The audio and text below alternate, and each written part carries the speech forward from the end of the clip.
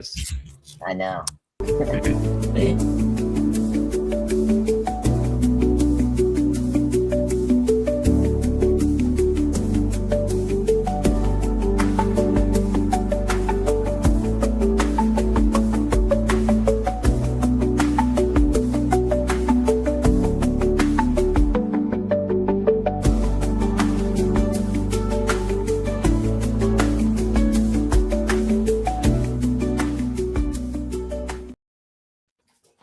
How are we doing, folks? Welcome to Wednesday night, December 10th, 2025, to the MCU'S Bleeding Edge. We are here to discuss the 7th episode of the HBO original series, It, Welcome to Derry.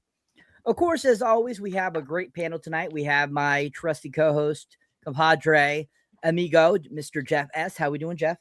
Hey, you know what? I'm good, Cyber, and I just want to mention really quick that Luke is here from the Franchise Addicts podcast and YouTube channel. But just by the way, since I hadn't mentioned that to you earlier before the show, I'm sorry. Yep, I already remembered him. Anywho, so we also have on the panel tonight Mr. Andres, the pop culture guy, who also goes by Time Lord, Time Cop, Toxic Avenger, and everywhere and in between. How are we doing, Andres? Very good. Very excited to talk about this episode with you guys. Great to have you, sir. And then, as always, we have a great special guest on our panel tonight, Luke from the Franchise Addicts podcast. How are we doing, Luke? I'm good. I'm back, baby. It's been a long time, guys. Had you guys on our show, and been on a couple of the movie episodes, but I'm back for TV. I'm back for It. Even though I haven't seen either of the movies or all three of the movies, however many of the It movies there are, or the miniseries, I do quite enjoy this show, and I'm excited to talk about it. Excellent. Great to have you back, sir, and glad to have you here for this episode. All right. So this episode, of course, is called The Black Spot. This one happens to be written by Jason Fuchs and Brad Caleb Kane and directed by actual Andy Muschietti. So he actually came back to direct this episode, and he makes a cameo in this episode at the very beginning of the film episode. So if you didn't know that, folks, just to let you know, he makes a cameo. Anywho, so just want to go around the panel and get everyone's thoughts kind of leading up to this episode. What were you guys' thoughts going into episode 7? From the first 6 episodes, and I'll start with you, Luke. Yeah, so the first episode really did a good job of drawing me in. 2, I was like, maybe this show doesn't quite have it. 3 and 4 got me a little bit more intrigued, and then 5, 6, and into this episode, I've been pretty on my toes for this. I want to say that heading into this episode, I thought it was going to be, well, obviously episode 6 kind of ends on a cliffhanger, so I wanted that to be resolved. I didn't see things happening the way that they happened, but I think this episode ends up where I imagined the episode was going to go with, Pennywise still out and about, still on the prowl, not getting to his number of souls limit or whatever. So I'm really excited with where this has gone. Starting basically from episode 5, I think it's really honed in on the horror quite a bit. I'm actually genuinely scared by some of the moments in this show. And I think it just does a really good job. Like Jeff said, I think before we started the show, this show has one big thing happen in it every single episode, and this episode had a really good big thing, and the big things in 5 and 6 were awesome. So very excited to talk more about this, and episode 7 was great. Excellent. Thank you, sir. All right, going over to you, Jeff. What are your thoughts, sir, leading up to this episode? Well, I think that this show overall has been really low key, really, really good. In general, it's been really consistent from episode to episode throughout the whole series. Really solid episodes, back to back to back to back. I don't know what kind of IMDb ratings they've been getting on these episodes or anything like that, but I'd imagine they must be pretty decent because I think the show's been really solid so far.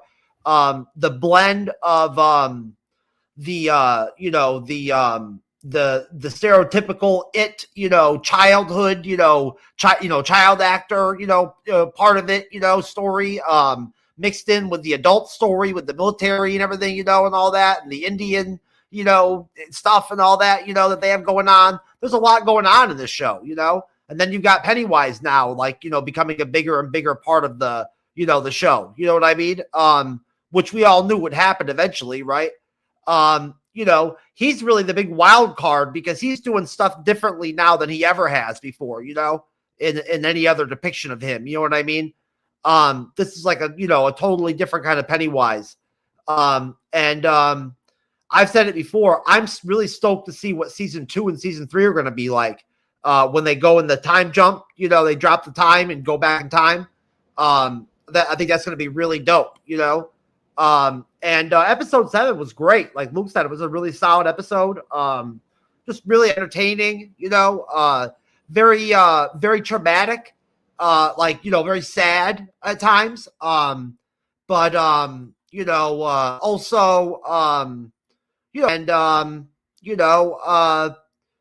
Some key stuff did happen, some answers, some questions were answered, kind of a little bit, you know what I mean? And,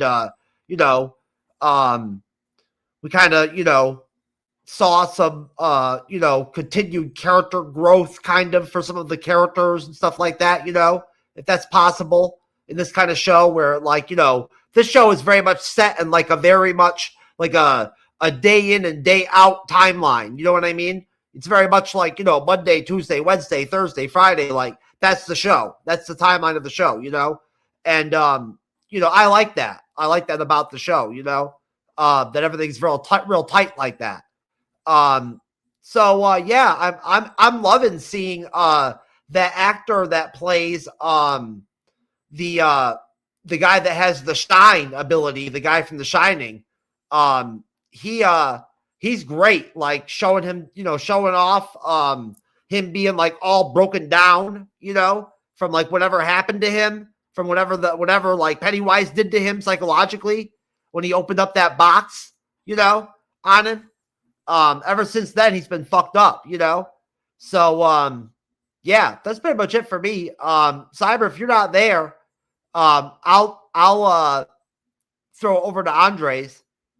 I don't think Cyber's there, Andre, so you go ahead. Yeah, sure. Yeah, I really like this week's episode.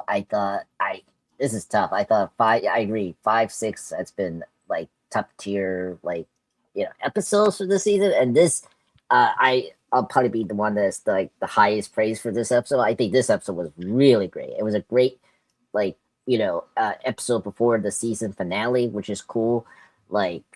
First off, we got a good flashback on how Pennywise chose the Andres, I don't mean to interrupt you, but we finally got resolution as far as like whether or not Pennywise actually eats people or not, or just like eats their fear. Remember that whole question we've had? Like, Well, confirmed. We've seen him clearly confirm he eats people. Yes, that is true. Twice with the heads, which we'll get into. It was like, oh wow. I mean, really. He's like sleeping mouth open in a vat of human organs and blood. Oh, so I would call that also eating humans. Yeah, no. Yeah. I know that he ate, of course, I seen the new It movies. I grew up with them. Of course, he bite Georgie, that's Bill's brother for the Losers Club, his arm, and then chapter 2, he bought he really bites people, bites his victims, like an animal, which is very scary. But yeah, so just getting back to my review, I really love this episode. We got answers just a very simple answer, like why Dee chose the form of a dancing clown, and it was very clear, and I really appreciate that. That's probably one of the best things that this show has done such a good job of. Is we're giving you the origin of Pennywise, but it's not at your face. It's we're giving you simple answers that's it makes sense. He chose this because it's a good way to to attract his victims easier, you know? And you can see like the difference in the look of Pennywise over the decades. You know what I'm saying? Like how different he looks as in his clown form and like the current times. You know what I'm saying? Compared to back then, Yeah, exactly. I mean, it's really cool.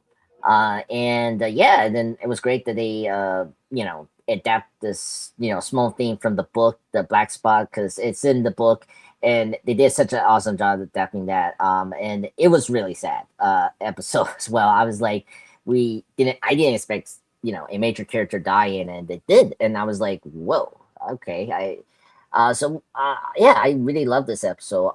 It delivered on everything. It was great to see Dick, using his shine in this episode. Like when he saw the person to help him bleed out of the spot. It was like, oh wow, that was a really cool moment.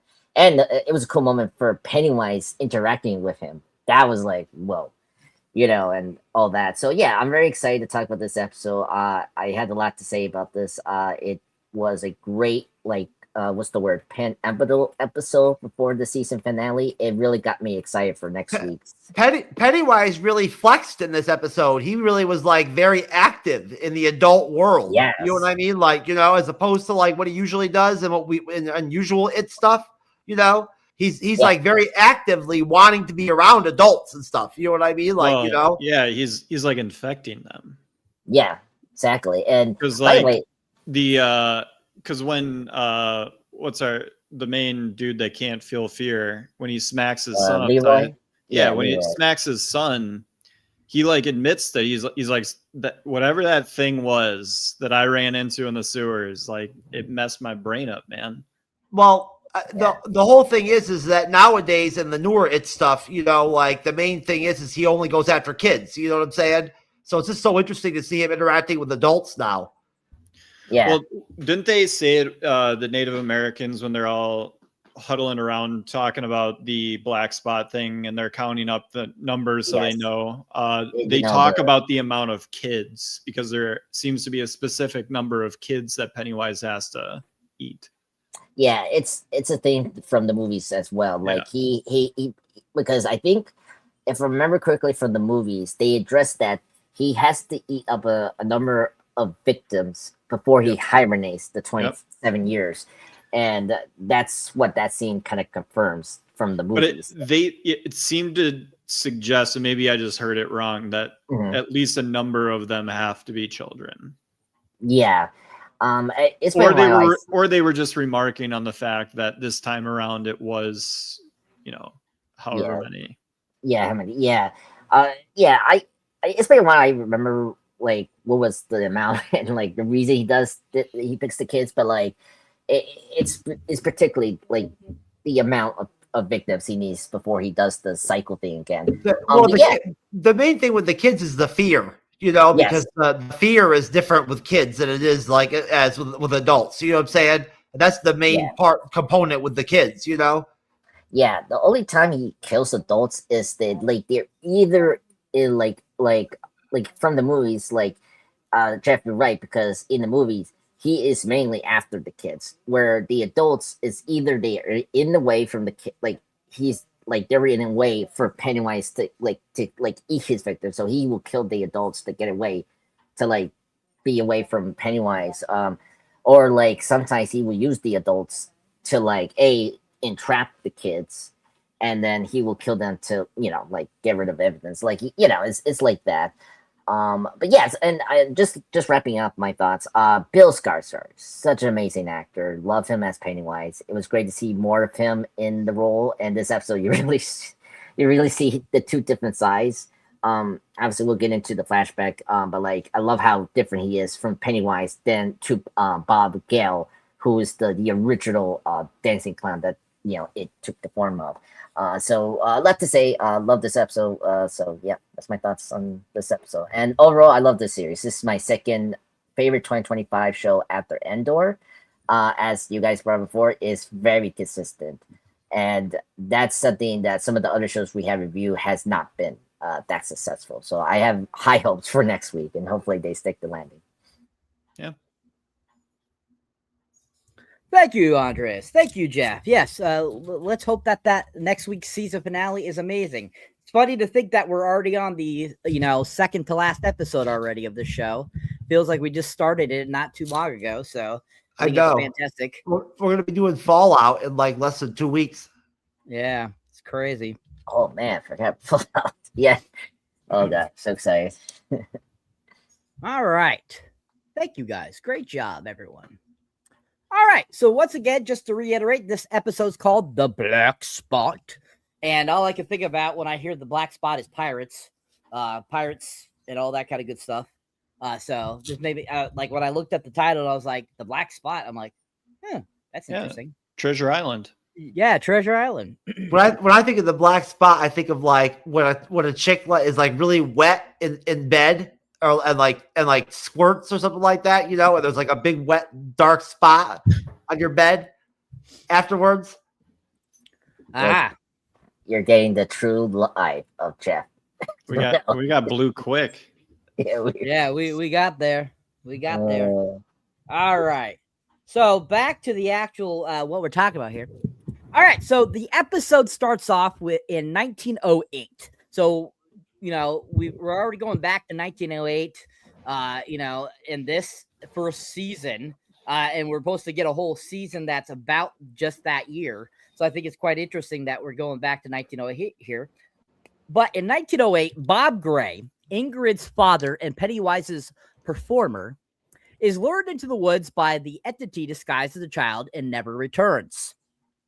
So we have that whole beginning opening. We get introduced to him. He does his shtick. We get to see young Ingrid, and which to me, this tells if she's a kid in 1908.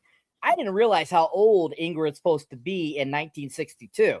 So that girl's probably 70 years old, and let's just say she does not look 70 years old. So I think it's quite interesting that she's 12 years old in 1908. So she was born in the late 1800s. That's pretty interesting. But we get that, beginning sequence, and she's dons the, clown outfit at first, and he ends up calling her the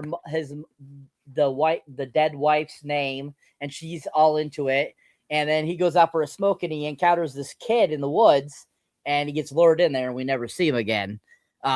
So that brings us to the present, where Bauer's mob arrives at the black spot, demanding Hank, and when the patrons refuse, they set the building on fire. So we'll stop there.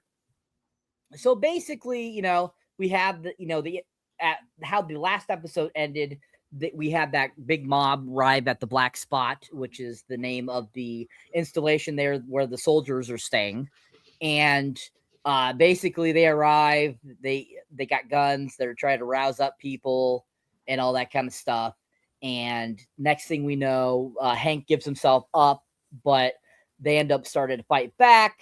They end up getting them to, kind of outing them a little bit. And unfortunately, then the building gets set on fire by them after the whole shenanigans go, awry with, Hank not being taken. So what are your guys' thoughts on that beginning intro leading up to the fire being set at the black spot? What did you think about that whole scenario there? The kind of the backstory of who Pennywise is basically betraying Ingrid's father, and kind of the beginning to when the fire gets set at the black spot. And I'll start with you, Jeff. Yeah, I mean, I think that this series has used flashbacks really well when they've gone in that direction. They've had some really good flashbacks. I'm always a sucker for a good television episode that starts off the episode with a flashback. That's always a nice touch. To add that in there. So I loved it, and I thought it was great to see the carnival again. They brought the carnival back again. Which we've gotten flashbacks to the carnival before in the past. That was cool. That connection, with the carnival and all that. Yeah, I mean, the actor that did the performance of the clown performance, as like the actual, you know, father or whatever was great. You know, I really enjoyed that. I thought it was really well done, you know, you know, the fact that like Pennywise used a child to like suck in, you know, like the guy, you know what I mean, the clown guy, the father, so he can like eat him, you know what I'm saying, and take over his life or whatever, you know. Like that's crazy to think that Pennywise would think like that he would be that like analytical, I guess, you know what I'm saying. I don't know, you know. Yeah, I mean, I just, you know, I was surprised at how brutal that whole situation was, as far as the fact that like he used that kid to like lure that, you know, that guy in. You know, I'm not used to seeing Pennywise do that. You know what I'm saying? That was very interesting to see him use tactics like that. You know, to get that guy to come over there so he can fucking eat him. You know, and yeah, I mean, you know, seeing the daughter younger, you know, and all that, you know what I'm saying, you know, was crazy. And, you know, I mean, besides that, I can't remember what else happened, but I think that's pretty much it.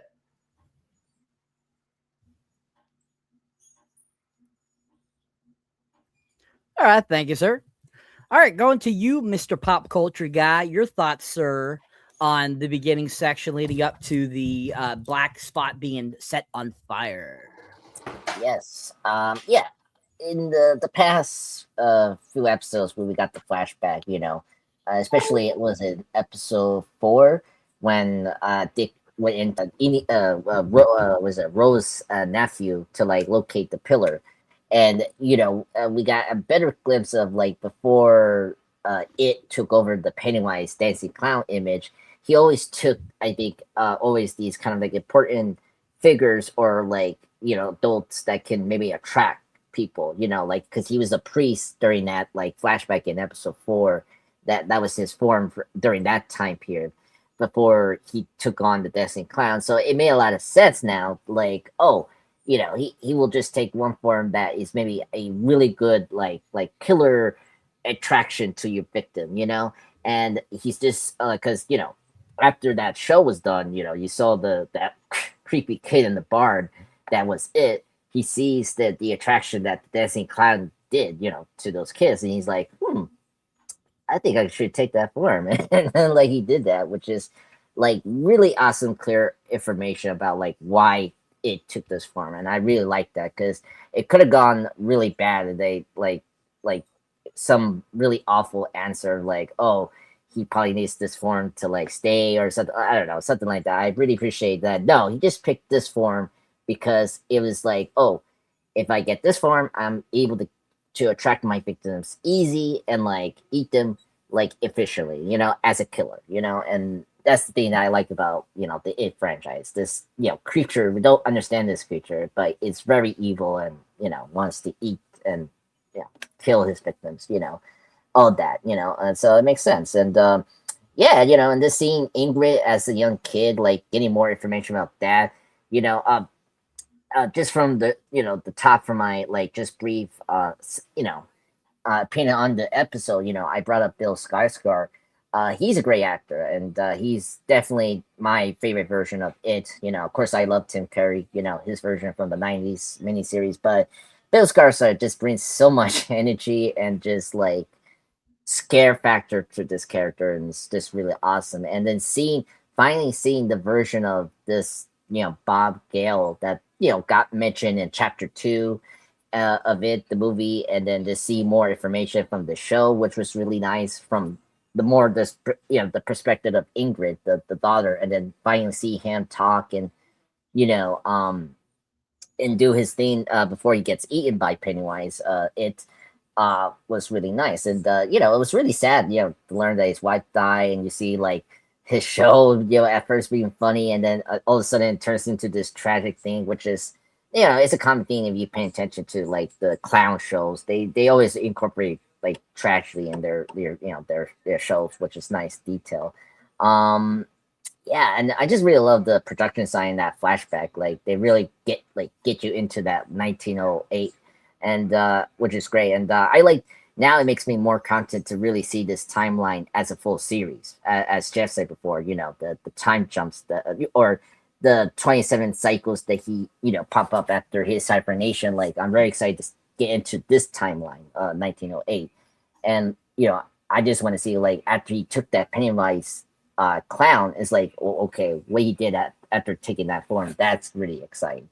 And yeah, I thought that flashback was really great, and I love small details like you see this one circus worker that did the musical box. That was the director of the movies, Andy Micheri. If you didn't notice that, the guy that announced the thing, we saw him from episode 3. That was really cool. I love the detail. After the flashback was done before the credits, they did the circle thing, closing out the transition. That's something that the Hollywood did back in the 1930s, and it became a old tradition thing that we don't use as often. So I really like that they brought that back, as a tradition, film tradition. Of the scene and before we get into the credits. So I really love the flashback there. And then getting back to the black spot, it was good that they picked it up right away. I was kind of concerned for our heroes and the kids. By the way, it just shows how bad Pennywise has influenced this town. The fact that they didn't notice the kids were in that, like the fact that they took the risk to like make that fire and let those kids die was like really horrible. And I'm like, I hope next week Clit Bartles dies. I hope Pennywise eats him. He kicks his arms out and like eats his head like a soup, like Indiana Jones at the Temple of Doom. That scene where like we saw the monkey head and then like took out, like that. That's what I want for next week. Do some monkey brains. Yeah, exactly. Just do that, Pennywise, and you'll be my hero. Because like the mob, like at first I was happy that the black spot people got guns. Obviously they were soldiers, some of them, and then of course the audacity of them tried to like, lock them up, and it was really horrible. And we'll get into it. I like how they did the one shot for this scene. That was really cool. Throughout the episode, it was like one shot, like True Detective season 1 and. The other movies like Birdman, like that. So, yeah, overall, love this first half, especially the flashback. So that's all I have to say. Okie dokie. Thank you, sir. All right, going over to you, Luke, sir. Same question, sir. Your thoughts on the beginning leading up to the setting on fire of the black spot. Yeah, so I'll preface this beforehand. I do really, really like this episode. I think it's one of the best TV episodes of this year. I'm going to say a couple mean things about it, but just pay no attention to that. I actually really like this. Bill Skarsgård, I imagine he's playing the regular version, the past version, while also doing Pennywise. He is doing a little There Will Be Blood with the voice. My boy, what is he? I'll call you Periwinkle. Oh, that's my wife's name. Sorry. So way to go, Bill Skarsgård. So I really dug that ending, or the flashback at the opening start with the little kid, tricking him into the woods, just like the kids were tricked to go down into the sewers initially earlier on in the season. That's the way the Pennywise character was born. To then get the full, like, we know that it can inhabit, different characters, different personas and stuff like that. And Pennywise is just a choice because he is going after kids. And we get the comment all the time that, is famous from the show and the movie, oh, you hear clowns in the pipes. Like, okay. Like it is something that parents dismiss so quickly. And that is what is so sinister about the persona. And yeah, where things got left off with the black spot, I was very concerned because I've seen films and TV shows depicting this time in America, and they usually like to do the worst thing they possibly can in those moments, those movies and TV shows. So it did not surprise me when the building got set on fire. It did not surprise me when it was just like a gun blast out, all out, just fire battle, just carnage. A little bit unrealistic that, you know, anybody would still be running and moving around with all the smoke. And I believe that just the amount of heat in there would have sucked out the oxygen. So everyone would have been passed out pretty quick. But just from a TV show standpoint, like, it looks pretty awesome. The CGI, I thought, held up. And then Pennywise coming out of the flames was super sick. I know we're not quite there yet, but yeah, everything leading up to when they're, you know, sitting there with their guns drawn at each other. Ronnie's dad, basically Hank, basically being like, I don't want any bloodshed over me, so I'm willing to give myself up. Then the other airmen wanting to take a stand, basically being like, you don't get to lynch this guy tonight, because they know exactly what this mob's going to do. And then just, you know, it's just so unfortunate that they, you know, the door closes, they think they're out of it. Nope. You literally did what, you know, they wanted to do in the first place, which was kill all of you. They don't really care about Hank. He just happens to be the guy that they have a reason to go after. They were very happy to set that place on fire and kill everyone inside of it. No matter if there were kids in there or not, does not matter. Hate like that does not recognize that. So yeah, I think it's a fantastic just depiction. It does do the alien thing where, or, you know, this is a common trope where it is, the monster is not actually the monster. We are actually the monsters. Humanity is actually the monster. In this episode, I think they went a little heavy with that. Obviously, it's reference, so they want to do this big showcase. I think it's great. But it is very much, I think literally a character says later on in the episode, I think Will's mom says, like, it's not actually the thing that's evil. Like, it's everyone. It's this town. It's the people in it. And I think the TV show is trying to point writ large at, you know, just people in general. Being the problem, being it. But yeah, super awesome flashback to kick this thing off. Get to see a little bit more of the interaction with the daughter, which pays off at the end of this episode.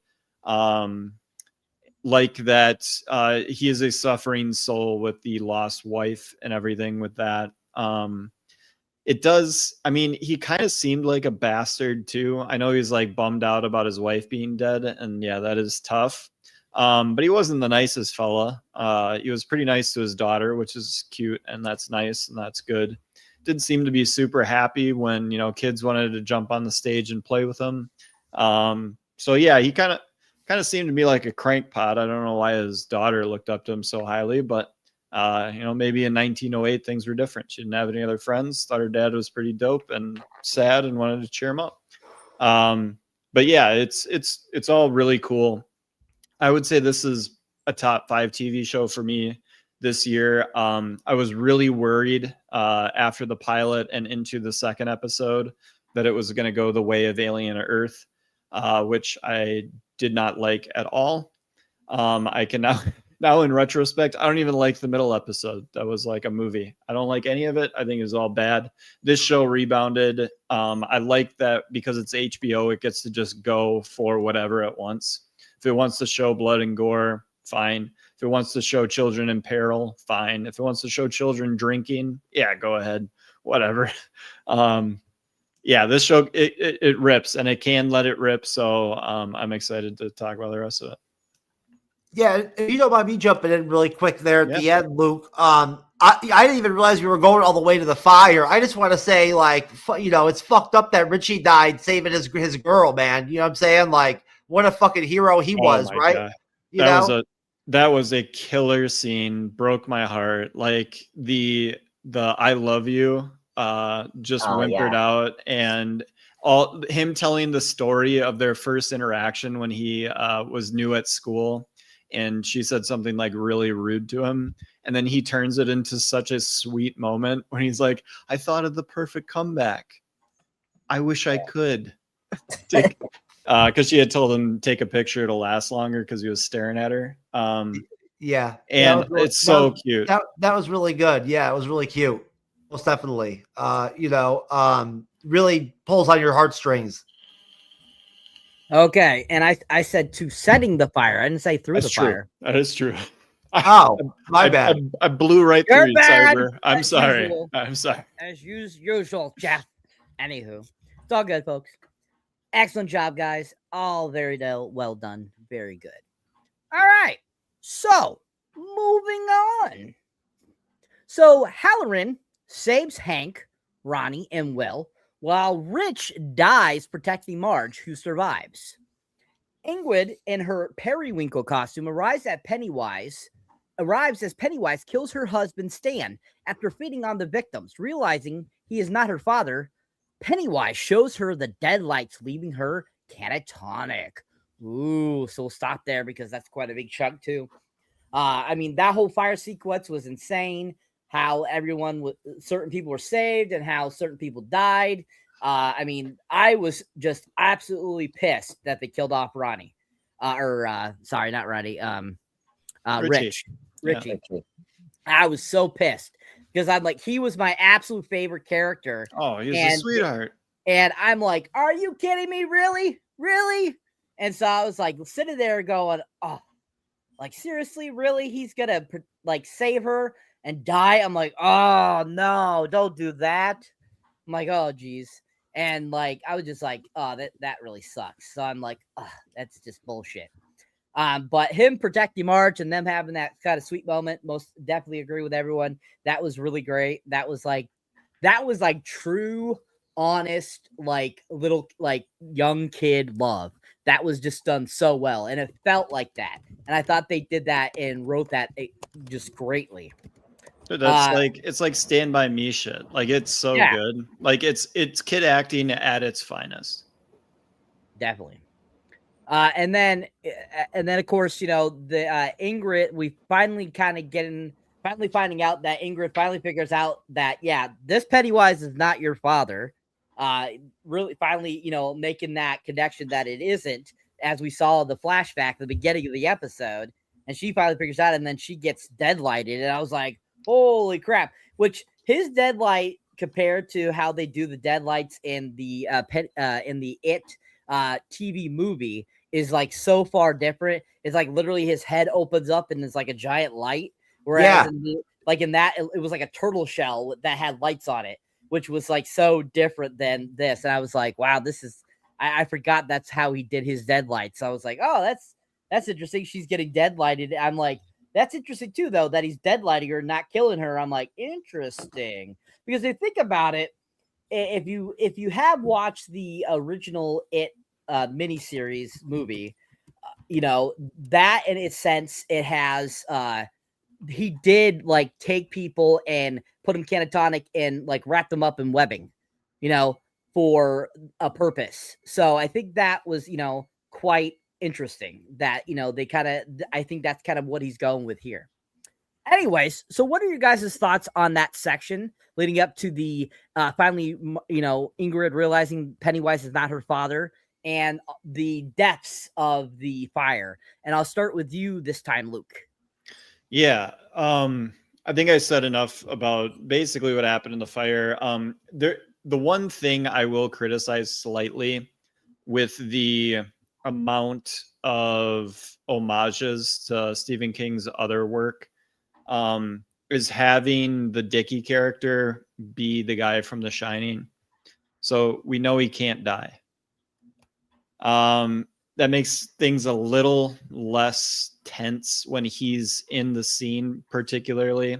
I wasn't overly concerned with the kids either, getting out, though. Like they masked over all that with the Richie Marge stuff, like they just did.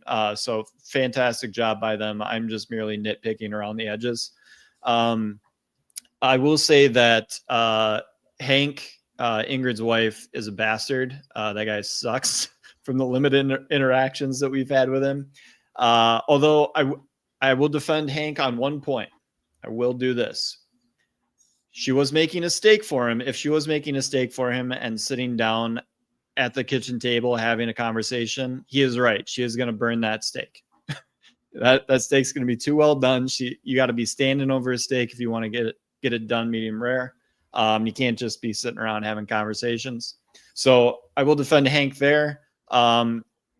Super awesome kill. Just a knife through the middle of his head. Really gnarly with the tongue sticking out of there.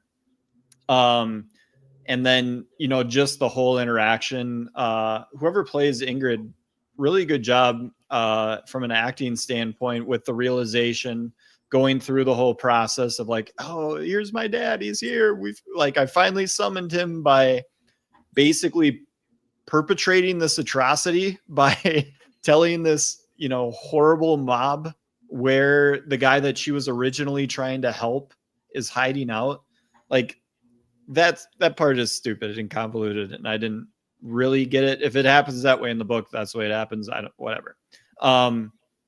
But yeah, I thought that was a little convoluted, but it pays off with her coming to the realization, like this is an entity that just has my dad, but it is not my dad. And then everything after that is just, I mean, it's real. Everything that they do with the Pennywise head, the fangs, like it kind of is half goofy, but it's still menacing enough that it works. I think the dread works really well in this show, and this is, every single second that you're in the fire with those people and all the guns are going off and watching people get like blown away, like. It just keeps pounding you over and over again. It's a hard stretch of 10 minutes to watch. And I think this is just really, there's an episode in the TV show Watchmen that is a flashback. I think it's mostly in black and white episode. But this episode of It Welcome to Derry reminds me of that episode of Watchmen. Just in the quality of it and taking a humongous swing. Because if they don't get the fire scene right or it doesn't land emotionally, this is a, so-so episode. I think with the way that they did this section of the show, I think it's a home run. I think this is a killer show. And I think this part, the Richie death, the impact that the fire has on you and everyone watching is just super powerful. And then you still have the kind of, this is what I came for, it factor with Pennywise getting some sweet kills coming out of the flames, eating that lady's head off, and then the final kill of the Hank before he tells Ingrid, I'm sleepy, and goes to take his nap.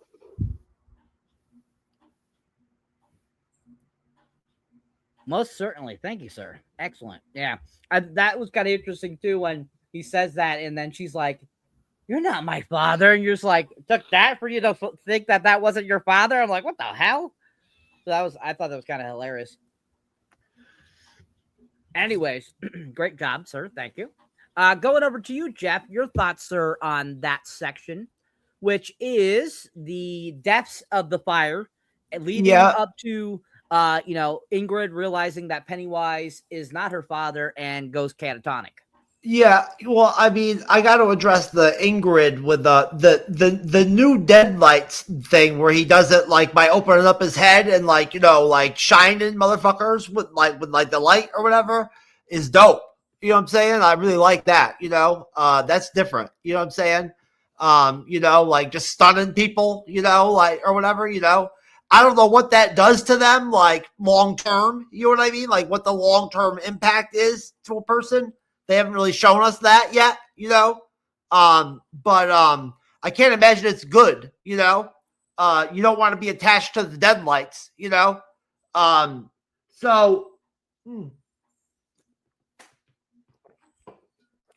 mean, the fire was crazy. Like it was a slaughter, I mean, some of the black guys were trying to shoot back, but like they were getting taken out left and right, and like some of those kill scenes were pretty brutal. Like there were some headshots in there and shit like that, you know?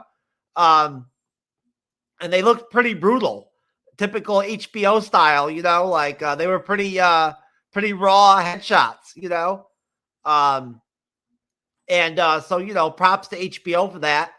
And yeah, it was a major slaughter. And, you know, my boy saved his girl's life, you know, and like, you know, died and everything. And there was a really sad scene, you know, seeing the kids like hugging his body when he was dead and everything, you know. Really sad, you know. But yeah, you know, Pennywise just like straight up fucking taking that like massive fucking meat cleaver and like fucking cutting that guy's head wide open like that. That's gotta be like, that's like an R rating basically. And like, you know, like essentially for this show, for something like that. You know what I'm saying? When it boils down to it, you know? Cause that's some gory shit right there. Like cutting that head open just like that. I loved watching him eat the head. You know, that was great. You know, that was dope because that like really showed to what's her name, like, you know, this ain't your father. You know what I'm saying? You know, so yeah, like seeing her realize that wasn't her dad, like, was a trip. You know what I'm saying? Yeah, this show was really fun, man. It's really good. I really enjoy it. You know, it looks like Andre's that Indian kid that from the sewers survived. He's still around. Yeah, we got that covered. I was like, yeah. Which is good. That's all I got, Cyber. Okie dokie, sir. Thank you. All right, Toxic Avenger, public menace of society. Andres, the pop culture guy. What are your thoughts, sir, on that? Fantastic. I mean, very sad. I love Richie. He was such a like fun character in the show. He was such optimistic and brave, and you know his romance with Marge was so cute. You know, especially last week. You know, it was like, oh my god. I mean, he gave her the eye patch. Like that's such a sweet thing. You know, that's a good thing. And I did not expect like him dying this episode and like him like suffering from the fire, like inhaling that like fire is like really like I'm at least happy he didn't get killed by Pennywise. But still the death was really hard and like Marge realizing like wait there's not enough room and then he closed it on her. I was like, oh god. Such a cool moment and like really sad. And I agree with Look, just him remembering back the first time he met her, that was like such good storytelling and made me appreciate this character even more. Yeah, and then the other contestants getting killed was kind of expected. I mean, getting shot at and the fire, and then when Pennywise came into the scene, I was like, oh man, because it was because I was wondering like where he's gonna pop up, and yeah, and then he eats that one chick's head, and then of course my favorite part during this fire is him taunting Dick, and that moment when he like mentions, oh, you're seeing things, and and then he brings up the other ghosts, coming out from the fire. That was like, oh my god, just so cool because if you don't know about the Shining or the abilities, they can see the spirits of the ghosts of any dead people, and of course we got more of that information here this season with Dick and his abilities. Even before we get into the Shining story with Danny and all that. So that moment was my favorite part, and just seeing Dick, like really has to use his ability to get out, it's be safe. That was a normal thing to do. I know that, if he starts talking to one of them, they will start to come after him, and it's like because they will know that he sees them, and hear them.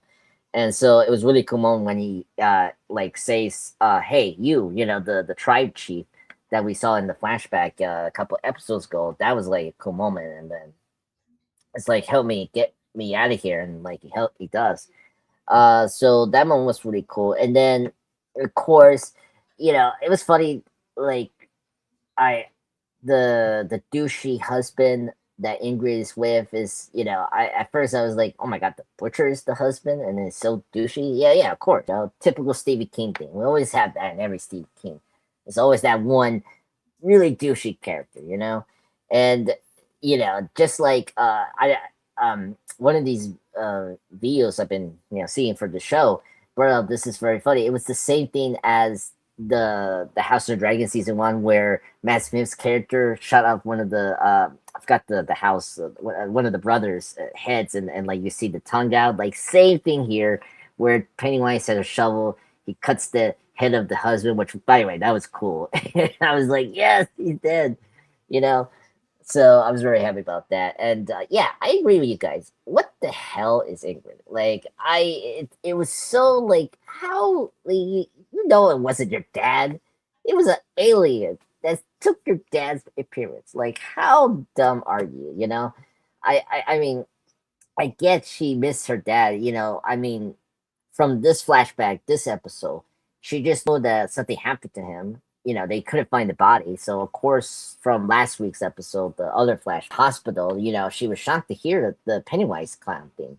So I guess she was overwhelmed, and from these flashbacks and this season, it implies that she's been, somewhat like helping Pennywise to kill some amount of people. So I'm kind of curious how big of a part she is, because I mean, the fact she tipped off the these people that where the Hank, Ronnie's dad, was like kind of crazy, just to see Pennywise.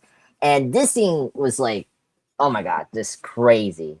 Like, first up, Bill Skarsgård, who was great as the human form of Bogdale, he was great as Pennywise, the evil clown. Like, just the way he was like, oh my dear, do the whatever, the the pound, whatever, the kneel, and then she does the flute thing, instrument, and then of course he hugs her, which that was kind of creepy. I was like, oh my god. And of course we cut back, he has his tongue out. I was like, oh my god, he's gonna eat her, right? And nope, somehow he's nice to her, and until he says that, well, dear, I must go and sleep and hibernate. And then, of course, she gets so bad and he grabs her head. I was like, no, don't do that. And then, when you see him drool, I'm like, no, you're dead meat. You're dead meat, or sort of.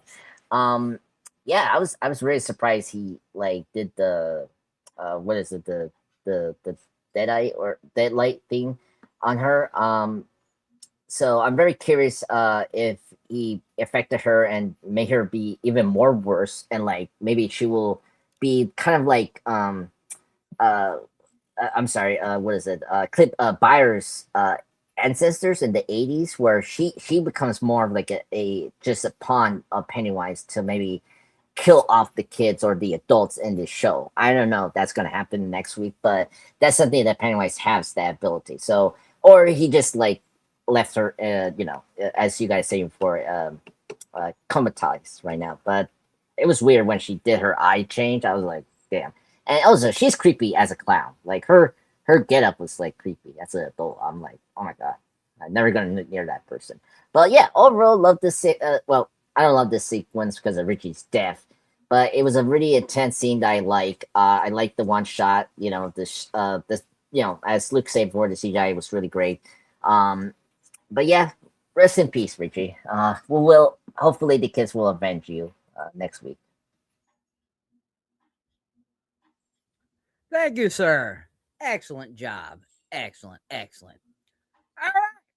So, great job, guys. So, I forgot to ask this. Did you guys notice where Andy Muschietti did his cameo? No.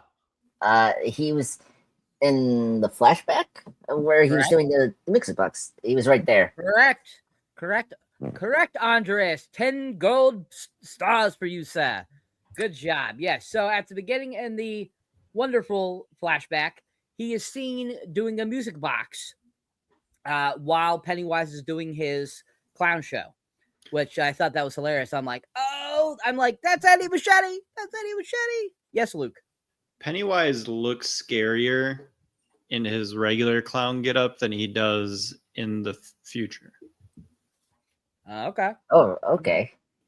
I don't know. I think he looks funnier when that being the alien. Because I don't know, man. He looked pretty. I think I have just a general fear of clowns or a skepticism of clowns in general. But like, I would not have been pleased watching that man dance around on that stage and then crying over a piece of, a fake thing dead in a bed. I don't know. I just because last thing because it was funny to reveal because Pennywise has that big spot over his head. I didn't know that from this flashback that was actually a cap to like cover his head, and so that was a cool detail from this flashback. That that's why he's so like his head was so big is because I never really thought that that could be a headpiece for like the costume. So I couldn't take it serious if I see that cap, but when it's just like so solid and so like actual head, it's like kind of creepy. But I understand what you're saying. Clown.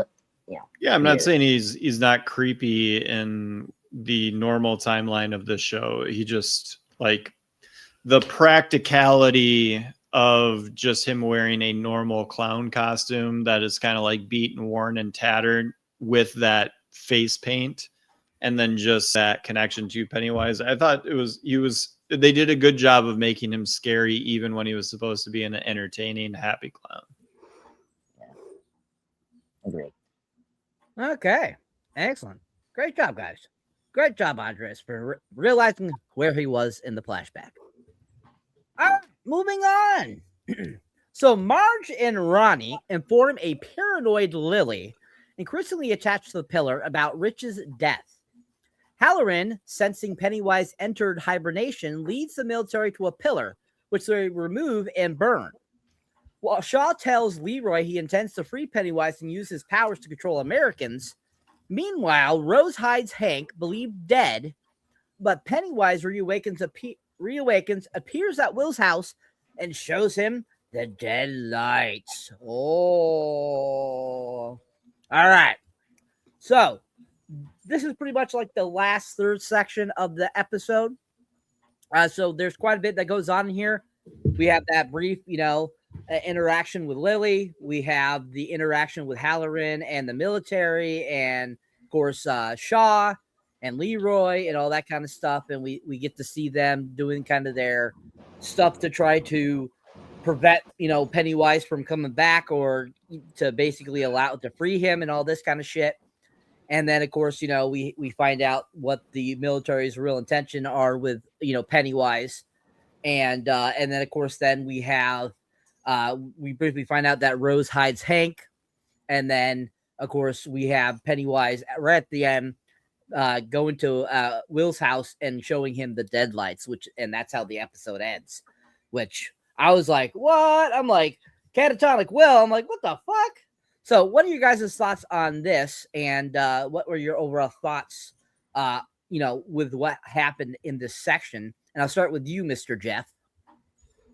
Yeah, I mean, a lot, happened. I mean, the fact that the kid got the fucking deadlights to his fucking dome right there at the end, I don't know how that's going to work out for him, like overall, what I'm saying? Like, I just don't understand Pennywise sometimes. Like, we know he can just like bite motherfuckers and like eat them if he wants to, you know what I mean? Like, why does he choose to like, just taunt other people? You know what I'm saying? Like, it's very interesting that he's like that. You know what I'm saying?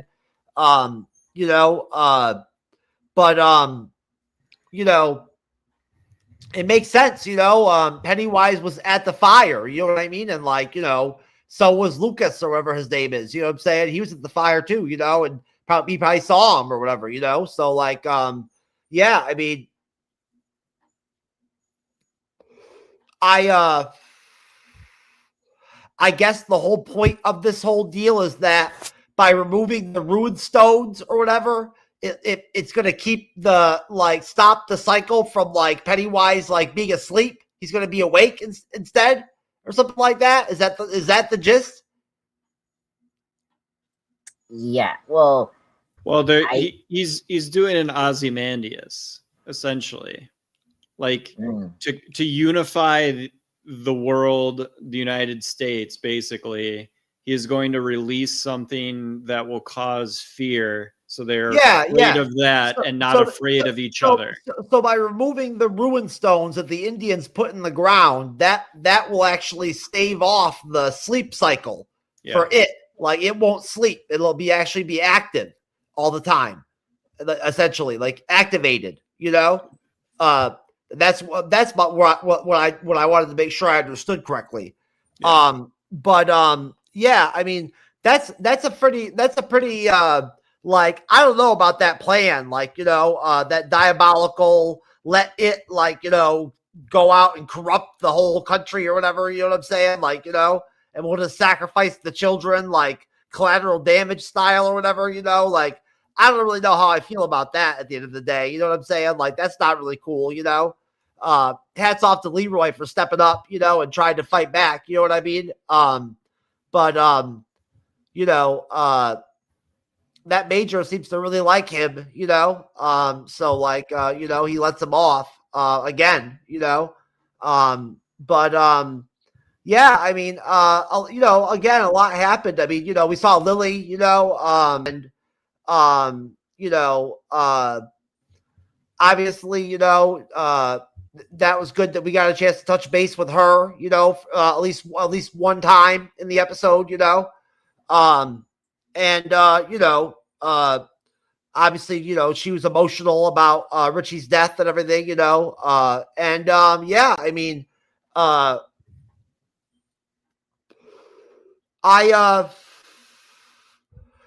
really enjoyed all the Pennywise stuff in this episode. I really liked seeing him, it like he was really good in all his scenes, really scary looking, really like, in his clown form, all the time. You know what I mean? I loved seeing him show up in the fire, that was crazy. You know what I'm saying? And be like haunting the adults now too, like I like that he's doing that, that's an interesting slant. So I guess we'll see what happens for the next episode. I mean, it'll be interesting to see. I really don't know what to expect for the finale. That's pretty much it, Cyber. Okay. Excellent. Thank you, sir. All right. Going over to you, Luke. What are your thoughts, sir, on the final third of this episode? Yeah, I thought the destroying of the ruin was a cool little twist.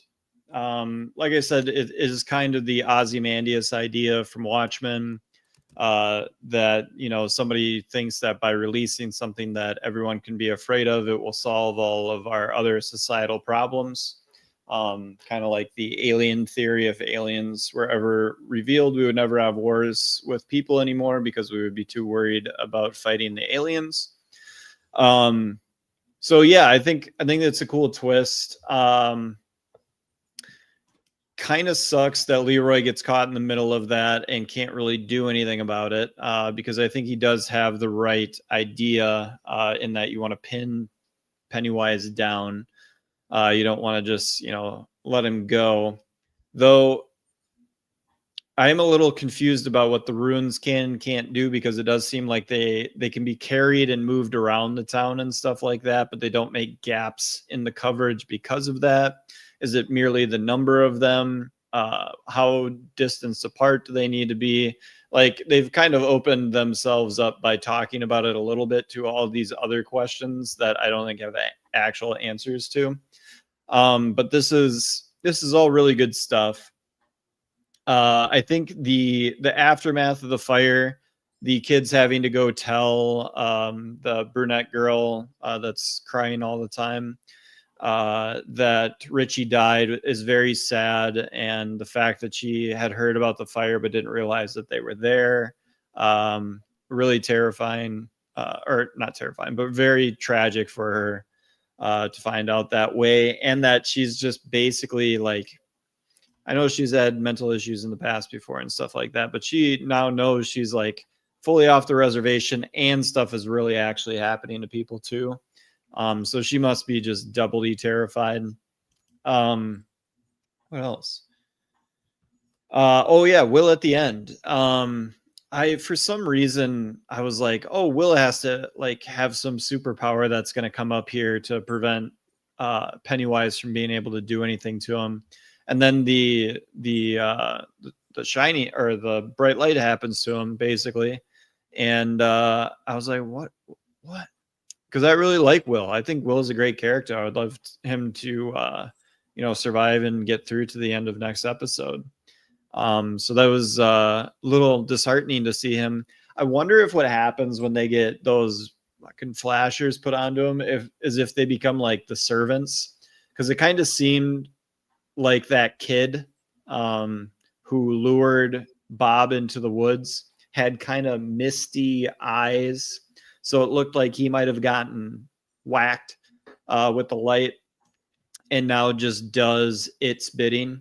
So that might be what's happening here. It's building his like zombie army of people within town. I might be way off in the lore. Again, I've never seen any of the movies. I've never read the book. I'm just basing this off of what I've seen so far in this TV show.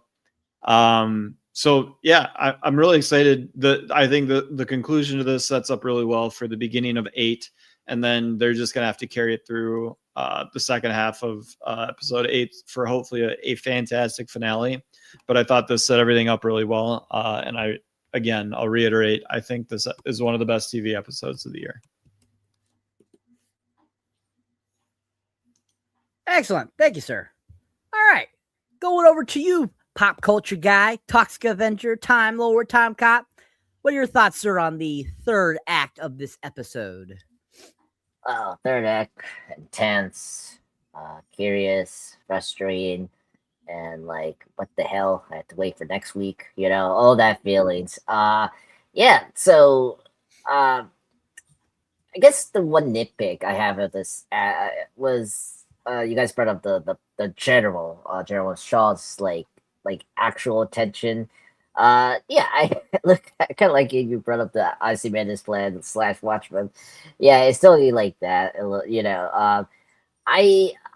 I personally kind of wish they just stuck with the Cold War plan, because that was so much more believable than like this random twist. Now he's saying like, oh, look at what's going on with Derry and the whole world. Everyone's going crazy, with the rights, the race issues, the civil rights movement. Like, we need something powerful to unite us as one. So we're going to use a clown to strike fear. I'm like, what the hell? Like, that's the most dumbest thing ever. You don't know this creature can be in control. It's like, oh my God, just like frustrated with this character. And like, okay, so I wish they maybe built more to his twists. I mean, there was just, there's few evidence that was kind of leaning towards that, but I don't know. I kind of like initially when the show started that I kind of liked the Cold War thing, because they're not far from the Cuban Missiles crisis that's going to happen that year. It's 1962, but because this episode revealed it was still in the spring of April, I was like, okay. So, it's fine. That's the only nitpick I have about this third part of this episode. But the rest is really great. I mean, seeing the kids telling Lyria about what happened to Richie. She I don't know if you guys seen the meme, but like her in the room and like holding the pillar is like very Gollum from Lord of the Rings. like she's having that Gollum moment. It's like, my precious. It's like, dear Lord, kid, get away from the pillar. Poor Dick, now has to see ghosts, and I'm very curious what's gonna happen to him next week, stuff like that. Very He's happy not gonna that, die. I know he's not gonna die. I mean, that's the point. I'm not bothered by that. I know where he's going. But the question is, if we do see this character again in this series, I don't know, but not really. But is Eddie Macheri gonna go with the Stanley Kubrick way, where he actually does die, or in the book he actually does live? Just letting you guys know that. But But anyway, I did feel really bad for Dick. You know, he's very traumatized. He's now seen every spirit. You know, I mean, there was no choice. So I thought the actor that played him was really great. He did a really good job on that. Yeah, and then when they took the pillar out, and you know, you saw them trying to melt it, I was like, oh man, that is not good. And you know, I do agree with you guys. I try to remember, like, I don't know, like I guess Pennywise just felt it that, like, okay, well, the thing they haven't confirmed is, like, is all 13 pillars still intact? Haven't they not been rotten, or like they've been destroyed? You know, like that's the thing that's kind of like not been answered. It's like, is all the 13 pillars has been intact? You know, that's the thing. And I can presume that, you know, this one was the last one, and then the one that the kid Lydia has will be the thing that will replace it, and you know, yet again contain Pennywise. But we'll see. I thought that was kind of frustrating. We didn't get an answer with that, because I was like, I thought like he was already contained. Like, why? I thought the 13 pillars hold. Like, why is this one like really important? You know, I don't know. That was a little weird. Um, the what was the other one that I guess I'm just trying to think what it was. Oh, Leroy not leaving the base. Oh, that's something. Just kind of let people know. He's gonna survive, Leroy, in the finale, because we actually do see him in the movies, in chapter 1. Just to remind people, Leroy, a connection to the main character Mike from the It movies. He's the one that stays in the town that forms the losers club when they get to be adults, that Pennywise comes back in chapter 2. So this family is going to survive, but I don't know who's going to survive, either the wife or the kid.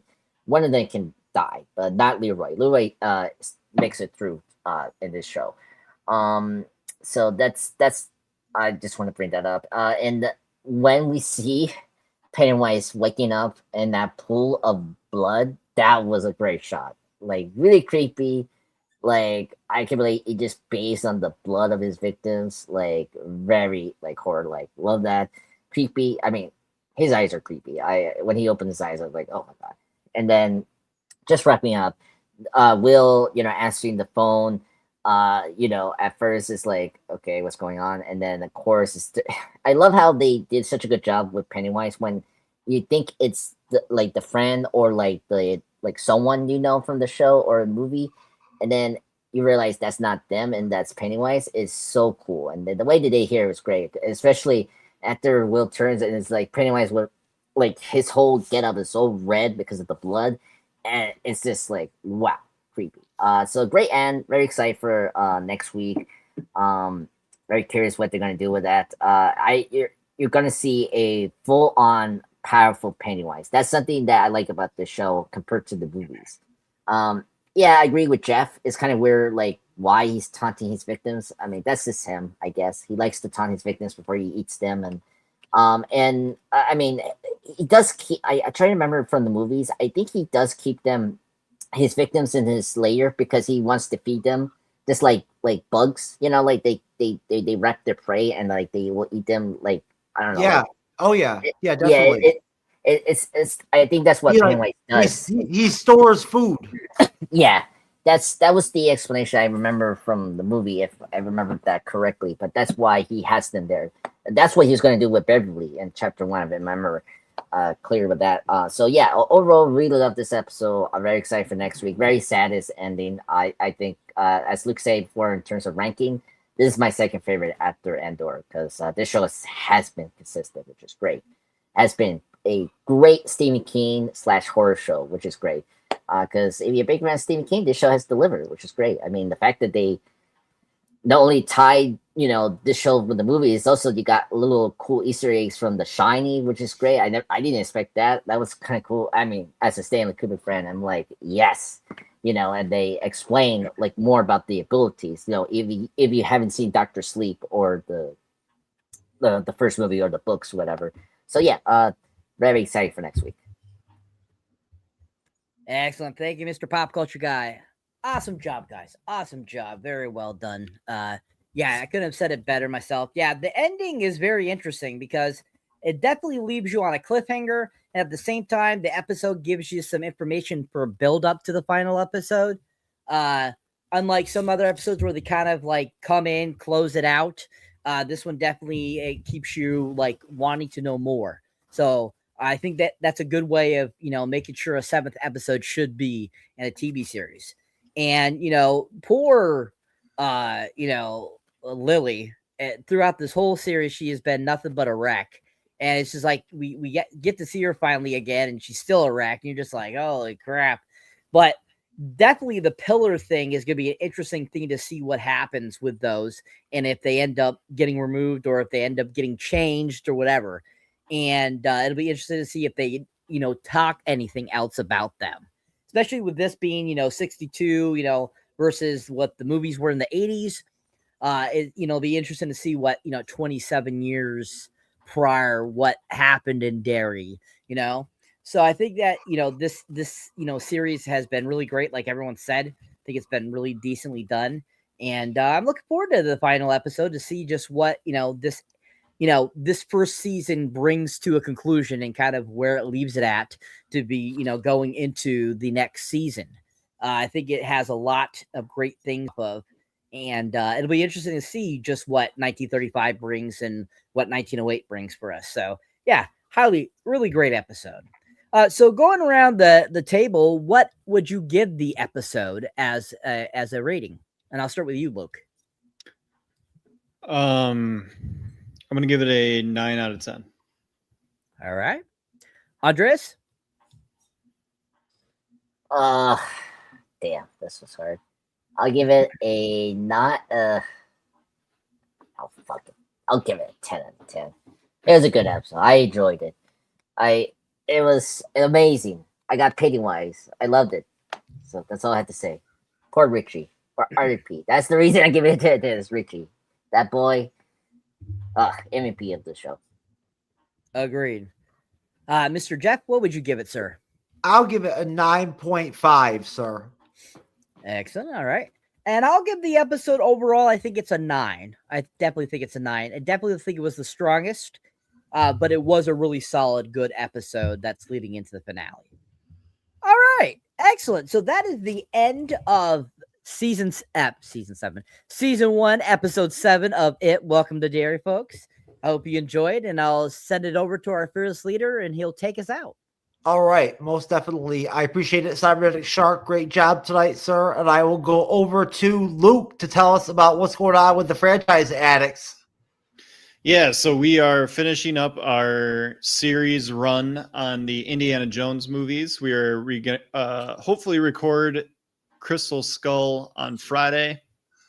So that will be available Friday. And then we have scheduled already our Dial of Destiny episode for next Monday night. So those two are coming up. And then Chris and I are doing a fun end of the year show to kind of conclude. So we won't go directly into our next franchise. We're going to be doing our end of the year wrap up show. That'll be a ton of fun. Encourage you guys all to come check that out live when we record it. It should be fun to interact on that episode. We are going to be going back through our past episodes and rating ourselves, and basically just making fun of how bad we were at the start of all this podcasting 2 years ago. So I think that's going to be a lot of fun. Join us then. More info on that. Check our socials. We are on Facebook, X, YouTube, obviously, and TikTok. On TikTok, I actually do these cool 1-minute essays, and they cover TV shows. So on our main channel, we just do movies, but on TikTok, I delve more into the TV world. So for all of you TV fans out there that are watching it, welcome to Derry. Check out some of my 1-minute essays that I've done on other HBO television shows, such as Task, which came out this year, which is one of my favorite seasons of television that came out this year. And also I did one on True Detective, which Andres mentioned that this episode had a little True Detective going along with it. And my wife and I actually just finished. It was her first time going through season 1 of True Detective, and that was a very fun thing to go through with her. So yeah, thank you guys for having me on. Thanks Cyber for hosting, and always thank you to Jeff for offering me a spot. Most definitely, sir. All right, Cyberneticshark, sir, go ahead. All right, folks, if you enjoyed me as the moderator or on the panel over here in the MC Bleed Edge, you can check out my solo content. You'll find me under Cyberneticshark on pretty much any platform. My main hub, of course, is YouTube. And if you haven't checked out my most recent review, which is for Predator Badlands, definitely check that out. If you haven't checked out my latest trailer reaction, which is for Project Hail Mary, which comes out next March, starring Ryan Gosling, definitely give that a whirl. On my shorts, I've still been doing the short Sora 2 AIs, but also I just recently watched a Christmas horror film remake called Silent Night, which is loosely based on Silent Night, Deadly Night from '84. This one came out in 2012, starred Jamie King and Malcolm McDowell. If you haven't seen that, give that wonderful little mini review a whirl. Or if you haven't checked out my The Roses mini review, check that out too as well. You can see there I've done Loch Ness Monster, Bigfoot, most recently ACER, so give those a whirl too. Appreciate you guys watching, and keep on watching, keep on subscribing. I appreciate you guys. You guys are rocking it. And I'll have more content up for you guys soon, more trailer reactions, more movie reviews, and more shorts for you guys. So just keep your eyes out, and I appreciate you guys. And I appreciate you guys checking us out here on the MCU'S Bleeding Edge, and keep on watching us and subscribing. And then don't forget to subscribe and check out the other amazing people on this panel. Culture guy, sir. Hello. Thank you everyone for joining us tonight. Luke, it was great to see you again, sir. It was a blast talking welcome to Derry with you. And of course, Cyber, great job, sir. It was an awesome moderation tonight. So recently, yesterday, posted my top 10 favorite Joker, aka played by Mark Hamill, moments. You can check it out. What's my favorite moments from his long, play of this character over 30 how many years since 1992, which is crazy.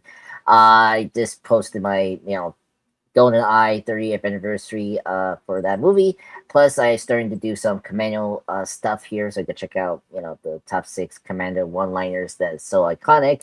And hopefully Friday I will get the Commando tribute on Friday for his 40th anniversary. And plus shorts, I recently reviewed finally the Peacemaker season 2. You can check that out. What's my thoughts on that season 2? In terms of clips, I'm still doing the Commando, but also I'm gonna split out some of the movies I did over this year again for just one time. So you can check out this one scene from the 28 Days Later where Jim gets attacked by his infected neighbors. Now, live stream reviews, I've already put them up. There's going to be 2 this month. So me and Jeff will be back in. He has recently saw Legion, which is great. So it's a Marvel show from FX. I love that show. So we're going to do that this Sunday. So we're going to discuss the show and, what he likes and what episodes are good and all that. Plus talk about pop culture news that's happened this week, which was crazy. Plus trailers. I know tonight or tomorrow we're going to get the Supergirl trailer. So that's going to be awesome to do a reaction with Jeff. This Sunday. And then last December streaming for 2025 is going to be an MCU villains tier list. So I need to discuss, Jeff, how we want to do it. Just do a top list where we just do all the villains from the movies and rank how from worst to best, or just do a top 10 or our favorite villains. I don't know. I need to discuss Jeff about that. So, but anyway, we're going to do our last one. So thank you, everyone. And I just want to say thank you, Luke, and everyone who helped me with the Bomb Mania. If you check that out, it's been growing slowly, which is good. So far, VO2 is getting very popular. So that's, but Golden Eye is getting popular as well. So. All right. So shout out to Luke. We appreciate you coming in, Luke. And great job, everybody, tonight. Great job, Cyber moderator. We appreciate you, brother. We'll be back again on Friday for Underworld. Until then, we will see you later.